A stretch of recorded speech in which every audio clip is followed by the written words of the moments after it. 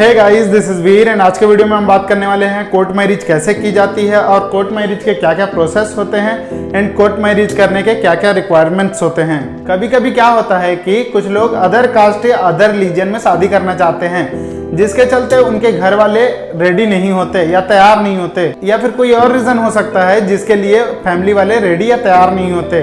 तो इस सिचुएशन में लड़का और लड़की को कोर्ट मैरिज करनी पड़ती है। अगर आप कोर्ट मैरिज करना चाहते हैं तो आपको 4 रिक्वायरमेंट्स फुलफिल करना होगा। सबसे पहला रिक्वायरमेंट्स है कि लड़का और लड़की दोनों मेजर होनी चाहिए, साउंड माइंड होने चाहिए। मेजर से मेरा मतलब है कि लड़की की एज 18 प्लस होनी चाहिए और लड़के की एज कम से कम 21 साल होनी चाहिए। एंड सेकेंड रिक्वायरमेंट ये होता है कि लड़का और लड़की दोनों को सिंगल होना चाहिए।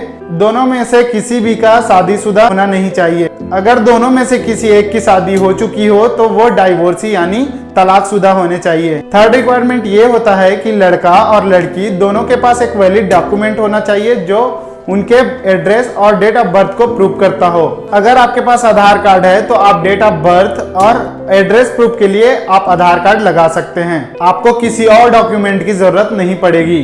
फोर्थ रिक्वायरमेंट ये है कि लड़का और लड़की दोनों के बीच एक प्रोहिबिटेड रिलेशनशिप नहीं होनी चाहिए। प्रोहिबिटेड रिलेशनशिप से मेरा मीनिंग है एक ब्लड रिलेशन नहीं होना चाहिए, जैसे कि बहन बुआ वगैरह। और अब हम बात करते हैं कि अगर आपको कोर्ट मैरिज करना हो तो कौन कौन से स्टेप्स आपको फॉलो करना होता है। अक्सर ऐसा होता है कि कोर्ट मैरिज अदर सिटी में की जाती है, जैसे कि लड़का और लड़की जहां से बिलोंग करते हैं वहां से दूसरे सिटी में जाकर के कोर्ट मैरिज करते हैं। तो अगर आप किसी अदर सिटी में कोर्ट मैरिज करना चाह रहे हैं तो आपको वहां आप कम से कम 3 महीने से निवास कर रहे होने चाहिए, जिसके लिए आपको प्रूफ भी लगाना होता है। आप प्रूफ के तौर पे रेंट एग्रीमेंट, एफिडेविट या फिर जिस होटल में रुके हुए हैं उस होटल के स्लिप भी लगा सकते हैं। दूसरा स्टेप्स ये होता है कि आपको कोर्ट को एक नोटिस देना होता है जिसमें ये मेंशन होनी चाहिए कि हम दोनों शादी करना चाहते हैं और हमारी एज पूर्ण हो चुकी है। और उस नोटिस के साथ एक फॉर्म मिलता है जिसको आपको फिल करना होता है।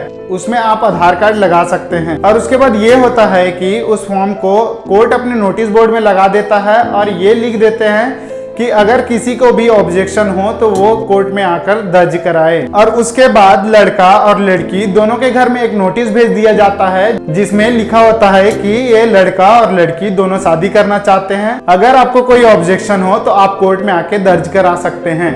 ऑब्जेक्शन करने के भी कुछ रूल्स होते हैं, जैसे कि कोई अगर लड़की या लड़के के माँ बाप आकर कोर्ट में ये नहीं बोल सकते अदर कास्ट है या अदर रिलीजन है जिसके चलते हम इन दोनों की शादी नहीं करवाना चाहते। यह एक वैलिड ऑब्जेक्शन नहीं है। वैलिड ऑब्जेक्शन करने के लिए जैसे कि कर सकते हैं कि आपकी एज अगर नहीं हुई है तो आपके माँ बाप बोल सकते हैं कि हमारी लड़की की एज 18 प्लस नहीं। तो एक वैलिड ऑब्जेक्शन के लिए घर वाले बोल सकते हैं कि हमारी लड़की की एज 18 प्लस नहीं है या हमारे लड़के की एज 21 अभी नहीं हुई है। ये एक वैलिड ऑब्जेक्शन होता है। और अगर उनमें से दोनों में से किसी एक की शादी पहले से हो गई है और इस बात को घर वाले कोर्ट के सामने प्रूव करे कि इसकी शादी ऑलरेडी हो चुकी है तो यह भी एक वैलिड ऑब्जेक्शन है।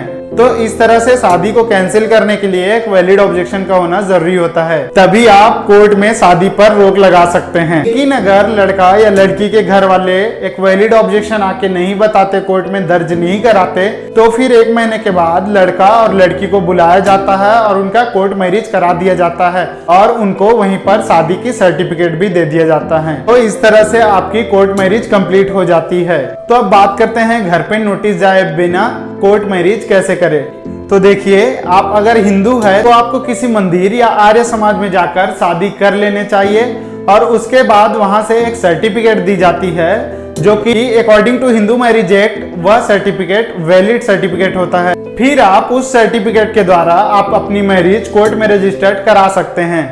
ऐसा करने पर कोर्ट आपके घर में नोटिस नहीं भेजते। और अगर आप मुस्लिम हैं तो आपको निकाह कर लेना चाहिए। उसके बाद आपको एक सर्टिफिकेट मिलता है जिसे निकाहनामा कहा जाता है। उस सर्टिफिकेट के जरिए आप कोर्ट में ले जाके अपनी शादी रजिस्टर्ड करा सकते हैं। तो गाइस, आई होप कि आज का वीडियो आपको अच्छे से समझ में आया होगा। और अगर वीडियो पसंद आया तो अपने फ्रेंड्स के साथ शेयर करें, वीडियो को लाइक करें एंड हमारे चैनल को सब्सक्राइब करें।